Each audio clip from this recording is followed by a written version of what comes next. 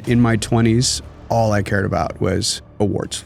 Like, I wanted to be the number one agent on the planet at the largest company in the world. I was very highly driven by that. I actually did it. And it was the most empty and meaningless feeling of my entire life. Bold, focused, unstoppable.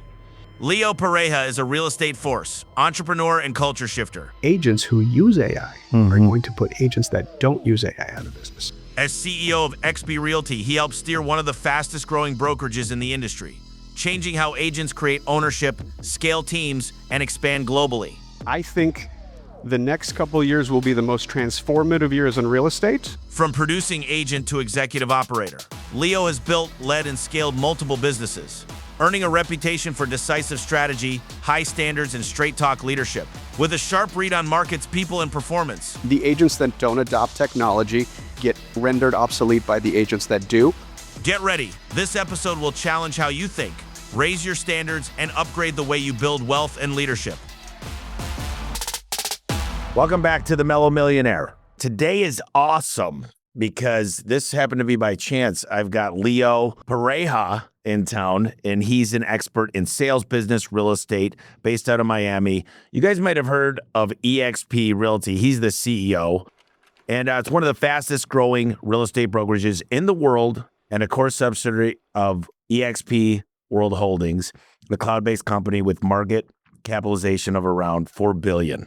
Appointed CEO of April of last year, 2024, Leo now leads a company that has transformed the traditional brokerage model through its virtual-first platform and innovative approach to agent growth and community. With deep experience as both entrepreneur and industry leader, Leo is uniquely positioned to talk about the future of real estate, the power of technology, and what it takes to thrive in a shifting market. Thanks for having me, Tommy. I'm excited. And like you said, this was a happy coincidence. I really appreciate you being here, brother. You want to just tell us, I always like to start with a story about how you made it and what you're where you're at today and what you're interested in the future. Sure. So I'm born and raised into real estate, even though I didn't come from a real estate family. Most people enter the residential real estate space as a second or third career. I feel lucky enough that I fell into it at 19 years old while I was in college. I got my license and sold. My first transaction was to myself at 20 years old. I bought a property with an FHA loan. My dad was my co-signer. I used my commission as my own down payment and rented out 3 rooms and house hacked before it was a thing. And then that summer, I ended up selling my fraternity brothers and any sorority girl who'd take my call, 11 homes during my summer vacation, and made $60,000. As they say, that was that tipping point in my brain where I said, this is what I'm going to do with the rest of my life. I then went on to have a pretty awesome couple of years, thought I was special and thought I was, God's gift to real estate, and realized I had a license during the greatest bubble in the history of the world. Got my ass handed to me, lost everything. And the financial crisis turned out to be one of those very important educational processes of my life, because that's where I went from being a solopreneur, a self-employed person, to a business owner. And I scaled and I learned how to win government contracts and do RFPs, and became one of the top agents in the world.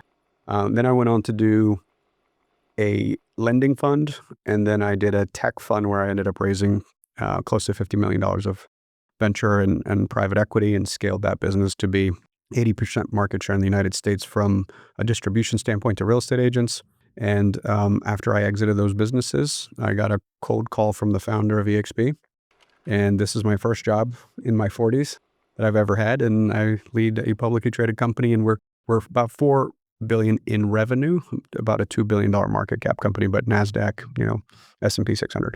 Where's the real estate market headed? What are you excited about? One thing is, and I was one of the, I would say, louder voices during that whole thing. And I have strong opinions of the, plaintiffs' attorneys, and I don't think they cared about consumers. I think they're just trying to get paid. But more importantly, I've been a really big advocate for transparency. I think if you have a consumer first strategy, and again, this is agnostic of industry, I think if you do what's absolutely best for the consumer, in the end, you win. And that's been my philosophy, whether I've been in real estate, tech, or finance, right? I think the goal of capitalism is to remove as much friction as possible so they pick your product and service over everything else, right? I think human beings go for the path of least resistance, right? Whether, it's my Apple Watch and my Apple phone and my Apple Wallet and my AirPods that are in my pocket. It's like 4 pieces of technology. And it's not that I'm obsessed with what Steve Jobs built as a human being versus the frictionless ecosystem he designed. Think about your favorite products and services. That's like the reason Jeff Bezos is one of the richest men in the world, is because he made it painless for us to get what we want when we want it, as soon as possible, with the least amount of friction. Real estate is one of the most friction-full experiences American consumer makes. It is not simple. It is not painless. There's a ton of complexity from title and mortgage and all the other things. So I believe that consumers will still over-index on having an expert advisor help them through a super expensive, highly infrequent, highly emotional thing that they only do on average 3 times in their whole life. Where I think of the future right now, I think AI is going to fundamentally change everything, and that's not just hyperbole. I actually founded and scaled a tech company, so I'm more technical than the average CEO. That's not an engineer. Where I think everything's about to shift is the gatekeeping of technology is not what it used to be. So once upon a time, when I founded a tech company, I relied solely on engineers to build everything, versus with the advent of large language models where you can vibe code, even if it's just like the first wireframe and the layout, and I can, verbalize with context what I want it to look like and then give it to an engineer. That's a game changer. The speed at which we can do stuff. And I believe that in the next 3 to 5 years, most B2B SaaS products will no longer have the UI experience that we're used to, right? Most B2B SaaS products are an interface that sits on top of a data layer. And I think what it's going to look like is more like that little talking bubble where you either type into it what you want to know, like, tell me how many garage doors we have in inventory. You don't actually now need to go to a display that has these predetermined visuals. Like how many inbound calls did we get? Who have we not talked to in a while? Like, what supplier? Like, pick your industry and pick your KPIs, and you'll be able to contextually talk to it. And so I spend, I speak at conferences often.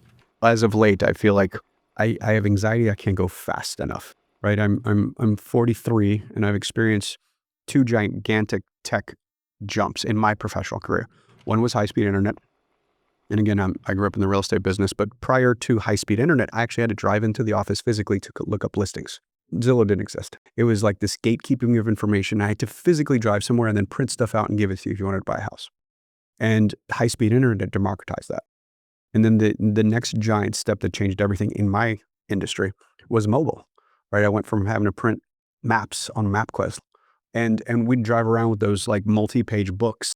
And so what both of those technologies did was actually compress time, right? So if it used to take me, 3 to 5 days to schedule appointments and, get information to people back and forth, fax stuff, I can do it in minutes now. Then mobile, made it even faster because I didn't have to go back to the office to look stuff up. I could just do it on my phone. I could schedule an appointment. I could get instructions on how to show property from my car. And so if something used to take days or weeks, I could now do it in minutes or hours. That's the gigantic leap forward that I'm seeing with AI. And something I'm hyper aware of is everything's overhyped in the short term and everything's underhyped in the long term, right? So like, I think it's exhausting to hear AI as much as we do, but I think over the next 5 or 10 years, it'll be more impactful than we ever dreamt. And so it's this balance of staying in curiosity and testing and trying and not getting kind of lost in the hype. We spent millions and millions of dollars building probably one of the more advanced data lakes with Power BI and pulling in from APIs. And I just went through 20 hours of advanced AI training and learned a lot more. Like, I use ChatGPT 80 times a day. It knows me. I do complex IRR, all this stuff. But now I'm starting to give it way more complex things. And you've heard of N8N. And we're going in and I'm hiring the top minds. I can't pay $100 million to get one guy, but I'm paying the top minds that I could get because speed is everything. And we're building ChatGPT Enterprise over the top of all of it. And that's, I know a lot of private equity. I know a lot of these guys doing venture capital. They're looking at this stuff, but lawyers are going to be out of work. The I'm so glad 20 years ago I fell into garage doors. I didn't know that it was going to be, because everyone was going, be a developer, go into dentistry, da da da da da. And I'm like, man, I really like what I do. But now we're essential. I mean, during COVID, we were essential. Now, everybody I know that's a developer, most of my real estate buddies, a lot of the people, even doing SaaS products, are like, we want to go into HVAC. We want to go into roofing. We want to do this. Because I don't think, even though Tesla's going to have the robots next year, they're not going to be doing skilled labor anytime soon. But that's what's scary to me. And I'm not considered the smartest guy in the room per se. But when I just heard Elon might be doing a home service fund, those aren't the type of guys I'm used to going against. So I got to move quick. The one thing I found in our industry that you'll really appreciate is private equity guys can never build this company. They don't know. They kind of look down upon blue collar people. Private equity looks down on operators because they're not. And so they still, private equity doesn't exist with the practitioner who's an operator. And that's, I was at this panel and there's 5 of the top PE guys in the world. And they said, what we've learned is you got to figure out how to keep the founder in the business and still excited. And I think that they think, well, you can't cut your way to higher profit margins in EBITDA. And I think that that's what they just said. Hey, how hard could it be? You're replacing garage doors and HVAC units and mowing lawns. We can hire anybody out the street. If they're not on time, fire them. And it's like, no, there's a lot more to this. Some of our people that didn't have a mom growing up, some of them didn't pass 10th grade, but they're really good, faithful, like hardworking, loyal people. But you're right. I'm very nervous. I'm skeptically, I guess I'm cautiously optimistic. Bill Gates came out and said 10 years, nobody will need a job. Like you won't have to have. And so I started looking into that. What do you think about, and I'm not a socialist. I love capitalism so much. I was with the founder of ServiceTen. He goes, I'm so sad because my kids won't have a purpose like I do to build something from nothing. Like, what do you think is going to happen? I mean, AGI, when is this happening? Nobody knows, but what's your speculative? And then what happens to society and wanting to grow yourself? That's a very, open-ended question that no one actually knows the answer to. So the one thing that I do know, and again, I'm an optimist, and I think we have to be entrepreneurs. Like it's not a choice; it's a DNA thing.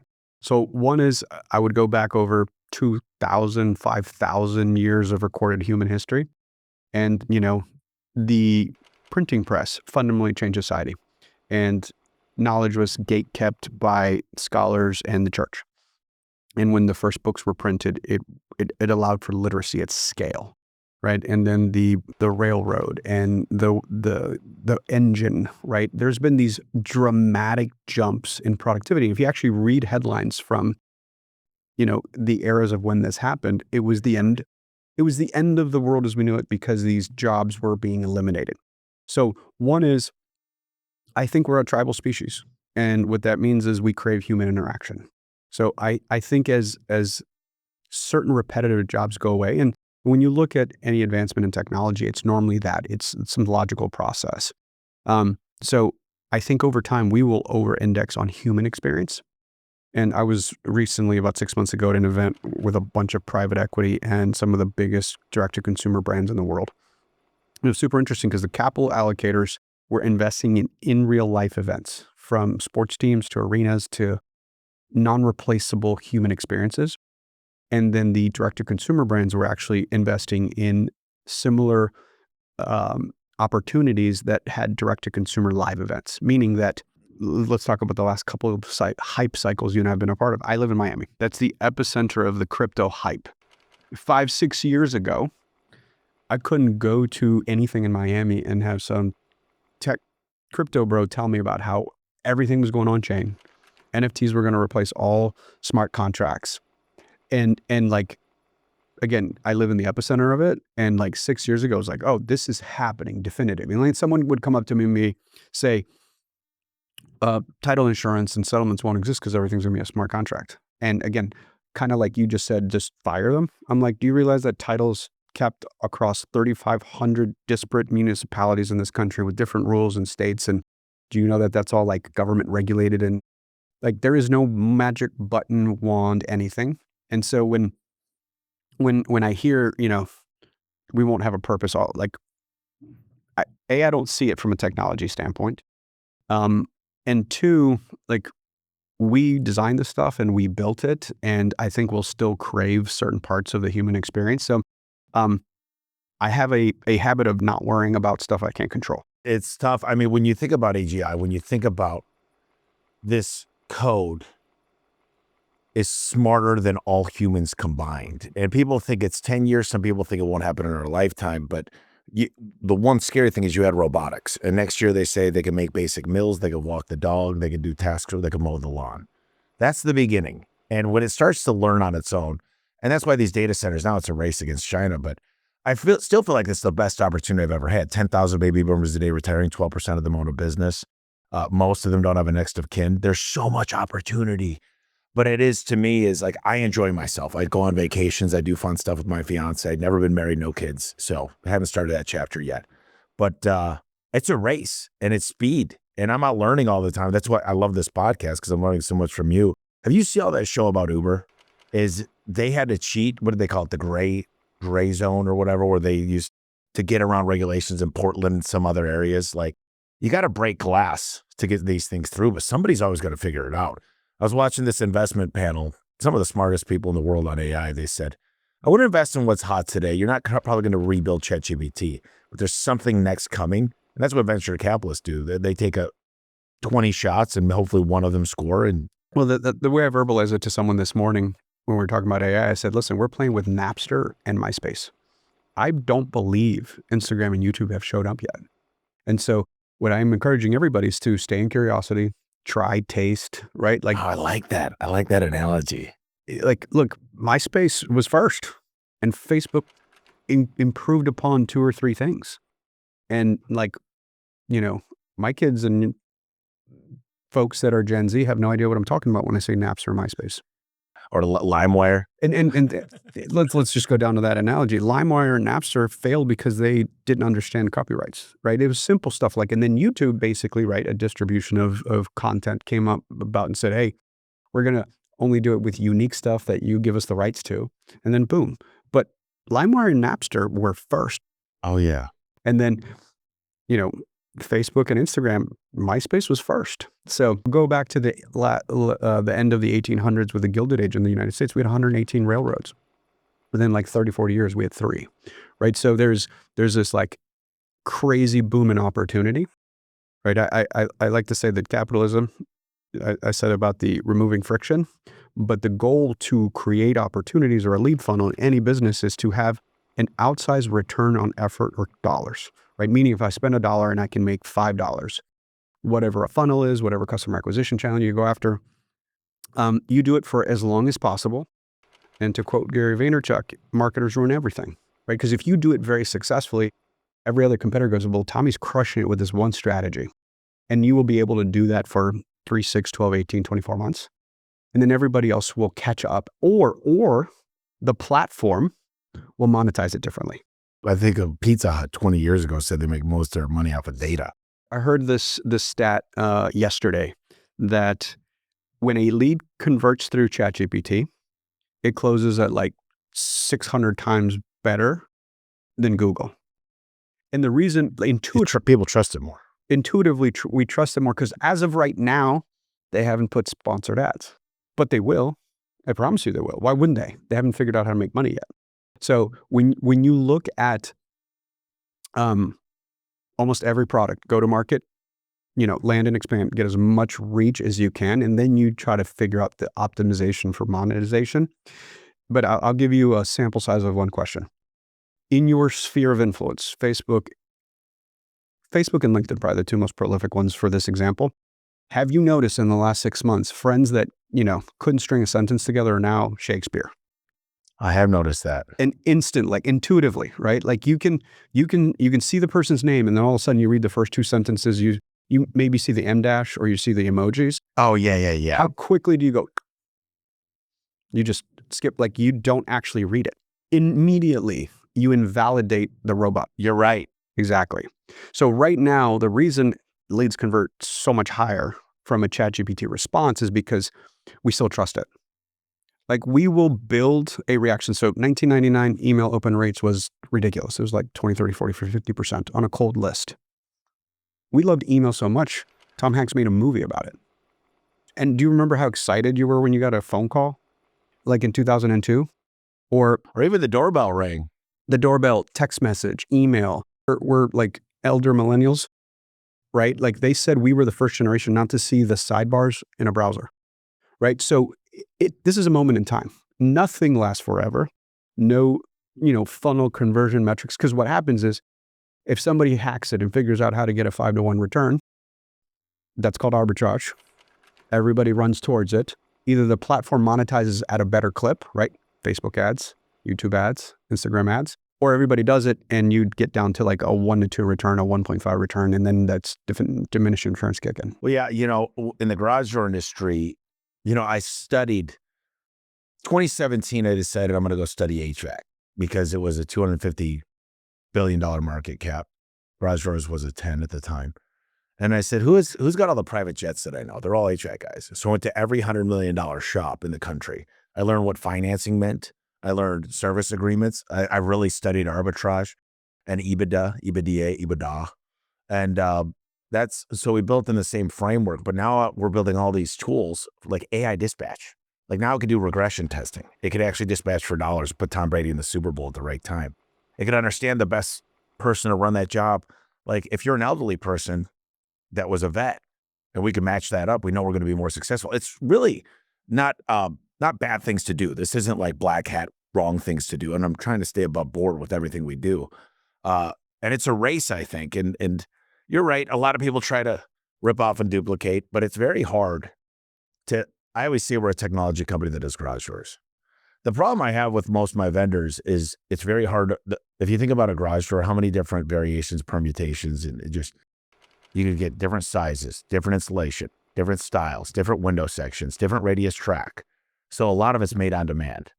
And there's no small machine that can make your gutters. Like these are massive, 25, 30, each machine's a $30 million machine. It's got to be warehouse. Somebody might come up with something to keep it a little bit closer like Amazon did. But that's why I like this industry because of combinations and everything else. So it's like, how do you get the product quicker, better, faster for your clients? I've always loved industries that have a higher barrier of entry or legal complexity. A higher barrier of entry. A high barrier of entry. That's the problem is anybody can start a garage door company off the streets. There's not much licensing. But maybe for the installers, right, versus the manufacturers versus how much you can vertically. Yeah, you're right. There's not a lot of great manufacturers that can compete. What I like, what we're trying to build right now is systems to talk to their systems. Like I want to know what's on hand. Did you have a mess up order? Then I could call my client and be honest with them and say, this was a order that messed up with the manufacturer. I could get this in the ballpark you were thinking because they're selling it to me for pennies on the dollar. And those are like the advanced thinking. I love this stuff. Have you ever heard of a guy named Greg Hagg, 72 sold? So Greg lives down the street in Paradise Valley. Know him pretty well. He's starting he's all over the TV, only here, I think. He used to be. But he's like, Tommy, he's like, the way I'm running this is I'm not going to take any fees to sell a house. He goes, I own the title companies. Most of the time, they don't have to use my title company. I also now own, the pest control companies when you move in. I got access to the pool company. He's like, I'm playing the long game, but he goes, I'm making it a lot easier. Sometimes they'll use my lender. And he's like, even if they don't, he goes, eventually someone's going to do it. What are your thoughts on that? Yeah, no, I believe in capitalism. I think, especially like specific to our industry, one of the things that I don't think was well articulated during all that litigation last year is we actually have had multiple forms of doing things, right? There's companies that do it for a flat fee. There's companies that do it per percentage. There's companies that will do it a la carte fee.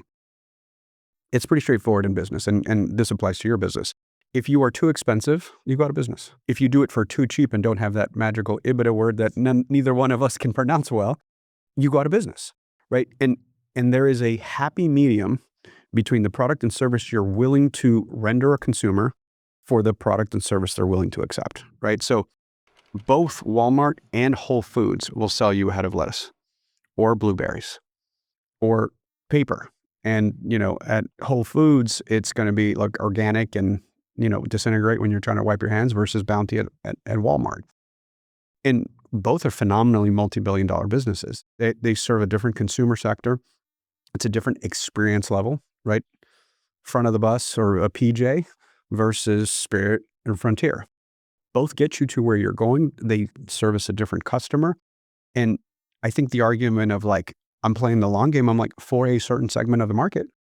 And this is the one thing I love. And it's very an American ethos, right? So Canada, the top 4 banks in Canada service 80% of the purchase mortgage business in Canada. 4 banks, 80% of the market. Number 1 in the US is Rocket, right? We all know who Rocket is. Yeah, my cousin works there. They have 8.6% market share. Are they out of Detroit? Out of Detroit. Yeah, that's where I'm from. US, right? 88.6% is number 1 in market share. Yeah, that's We more have or less thousands 1/10. of lenders, and then it goes down from there, right? So no real estate company, no garage door company has 100% market share. Forget that we have the Sherman Act, but by the way, which is 70%. That's why you need a strong competitor. That's why Bill Gates gave Steve Jobs the money. Right. And when, I don't know if you know the story of Japanese cars in the US, but like when Honda was growing so fast, they actually launched Acura as a sub-brand to create a competitor. So it's part of our American ethos as a culture. And so I don't like, good, let him create a differentiated product. And, you know, again, one of the things that we do as a company is I look at myself as a platform. So like I want to be the iOS in the App Store and let my agents build their own apps, right? Versus I'm not trying to build a super app. And so 72 Sold has their own mousetrap and they'll capture some market. And so will other agents, you know, with ranging business models. Where do you spend your money? I mean, literally, like you've probably got enough money where you don't need to work. So the fun part about being a human is like there's no rule book or rule set that has to happen, right? And I'm a husband and a father, and my kids are 10 and 8. And one of the thoughts that I've been really hyper aware of right now is that there's seasons to life, right? In my 20s, all I cared about was awards. Like I wanted to be the number 1 agent on the planet. And I actually achieved it by the time I was 28 at the largest company in the world.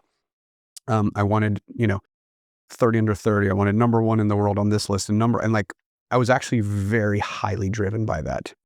And the craziest thing is the dog caught the car. Like I actually did it.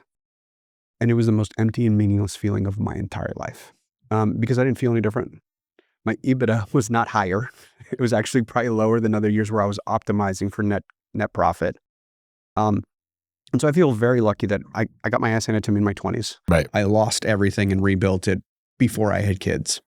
What it put me is in these really interesting relationships and rooms at a very young age. And I asked every single older man or woman who had made hundreds of millions of dollars what they would do different.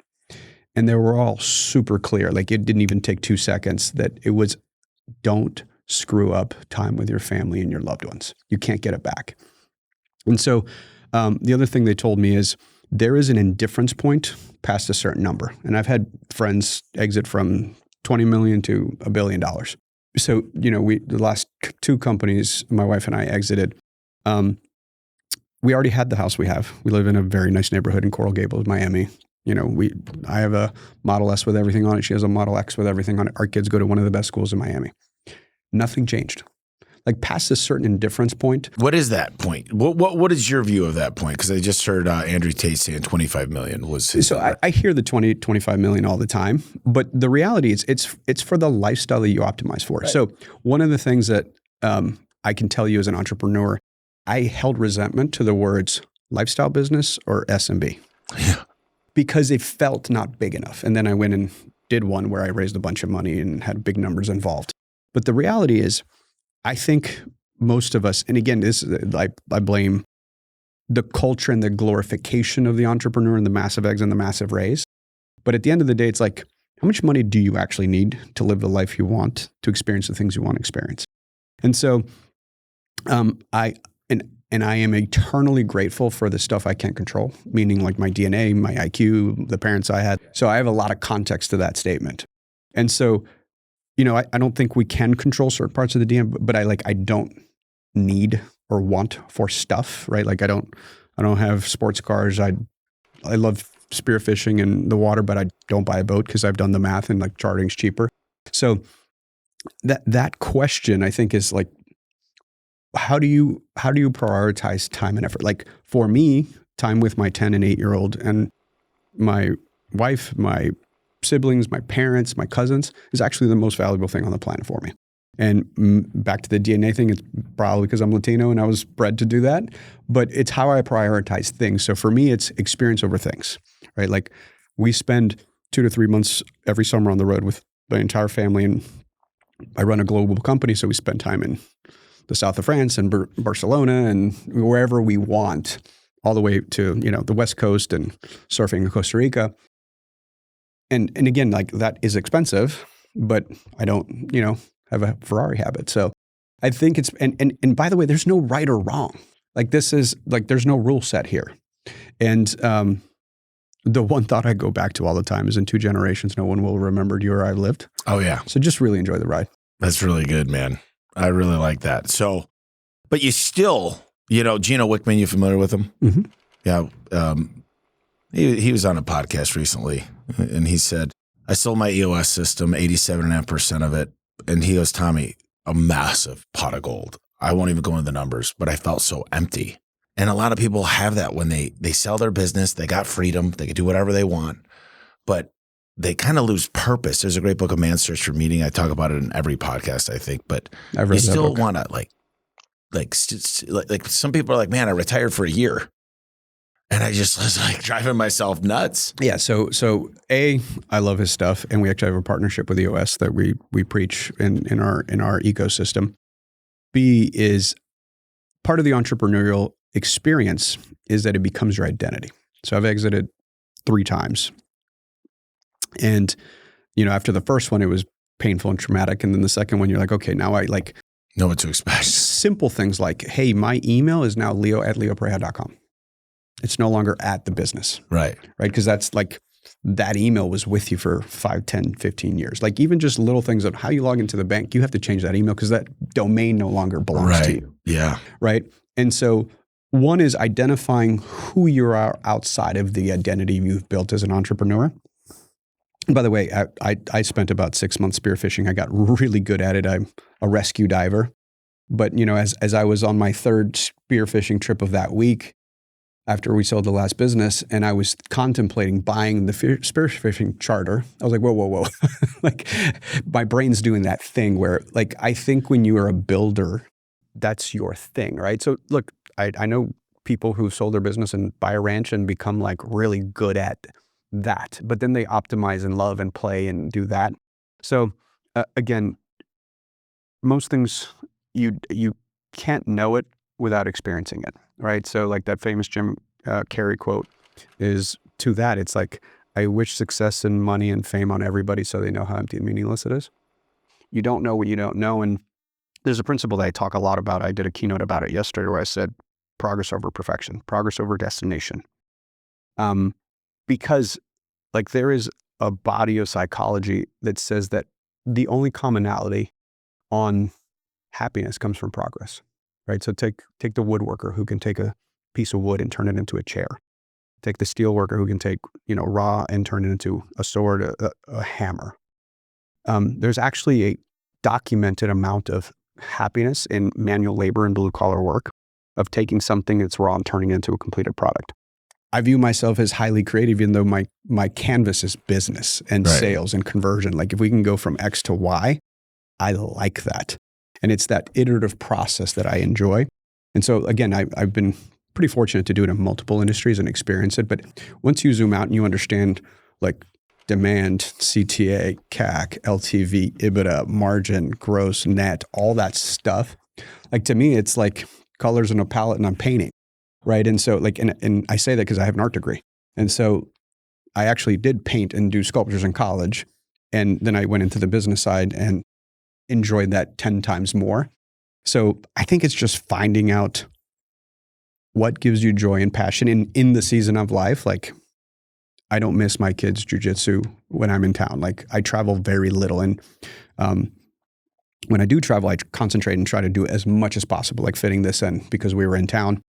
What I care about in this season over anything is making sure I can take my son to jujitsu, my daughter to her singing class and make them breakfast and dinner. And math drives everything in my brain. Like my daughter's 10 years old. I probably have, 700 put her to bed nights before she's like, Dad, leave me alone. I got it. Like Think about that. And so that's a finite resource that I can't buy more of. I love that, man. Yeah. Well, I was on the stage and I said, listen, guys, when I die on my casket, I don't want to say best garage door guy, best entrepreneur, best leader. I want to say best dad. And I don't have kids yet. Well, I would one up that and said, when I take my last breath, I want those people in the room because they care enough to be there and hold my hand. I love this, man. I want to talk just a couple quick things. Then we'll get you out of here. You know a lot of people. Who do you look up to a lot in the business world and why? Because a lot of them are frustrated. They're just not happy people. Yeah, no, I think that is a fantastic question. And I've been asked that a lot, like who are the two people, historic and all that stuff. And honestly, the question I always go back to is my dad. First of all, we are all flawed human beings, right? So do not put anyone on a pedestal, including me, right? Like I'd say to my people, like, oh, you're this and that, or like, look, at the end of the day, we're just trying to figure this out as we go along. And you shared fatherhood as a goal, and it's, by the way, it's like central to my identity and what I love to do most. And I was super clear I wanted to be a dad from the, like, since I was 6 years old. I was talking about my future wife and kids. To me is like, look up to the folks that you can learn from, but don't put anyone on a pedestal. Like Steve Jobs is regarded as one of the greatest entrepreneurs of our time. If you read his book, he's kind of an asshole and a shitty dad. And I actually regard that higher in my hierarchy of needs, right? So when I look at someone I would admire, I want to look at, like, how are they seen as a father, husband, brother, son? That's way more interesting to me, because everything else is just a skill or a tactic or system, in my opinion. You know, there's a guy you should meet. He's 80 now, 81, Robert Cialdini. I don't know if you ever heard of him, wrote the book Influence. He's an amazing guy, amazing dad, amazing grandpa. Is there one book that, other than the Bible, the E-Myth, The Richest Man of Babylon, I'm just going through a few here, but is there a book that's kind of out of the norm that really just changed your life? Yeah, I have a couple. So again, real estate, right? Like the one that, and by the way, the question asked differently is like, you remember reading The Picture of Dorian Gray in high school or college? It's a book about a character who reads a book and it fundamentally changes the course of his life. And for me, it was Rich Dad Poor Dad by Robert Kiyosaki, right? Super basic real estate book. A lot of people in real estate said that business changed their life because, again, being millennials, like, we didn't have the glorification of entrepreneurs growing up. Like, we were basically told, go to college and get a good job and hopefully climb the ladder. The corporate ladder, yeah. But that was the first book that explained leverage of people, time, and money for me. You know, kind of almost in that category of like, that's too easy. But I'll give you a fun, nerdy systems one that fundamentally changed everything in my brain, which is David Allen's Getting Things Done. And it's really like a framework of how the brain works, from short-term memory to long-term memory storage, and how to create for folks who have the schedules we have, where I've officially ran out of time, right? I lead an organization of 83,000 agents in 27 countries with 2,300 staff people. I will never get everything done. Right. And so it's the radical prioritization of do, delegate, delete. Yep. And being at peace with stuff not getting done. I love that, man. I always say I got to delegate to elevate. I'm working right now, getting ready to start with at my let. And I always used to listen to him say I could work 3 shifts in a day. And I just always looked at him and I always say, I'll out delegate you all day. Like, I don't want to be in control. Like, and I want my people to fail fast. I mean, failure is not an option. We need to fail. We'll just fail quicker. While they're still loading the gun, we've missed the target 80 times. Now we're hitting bullseye every time. But again, going back to my seasons, like when I was 21, I did work like 8 in the morning to 10 p.m. at night.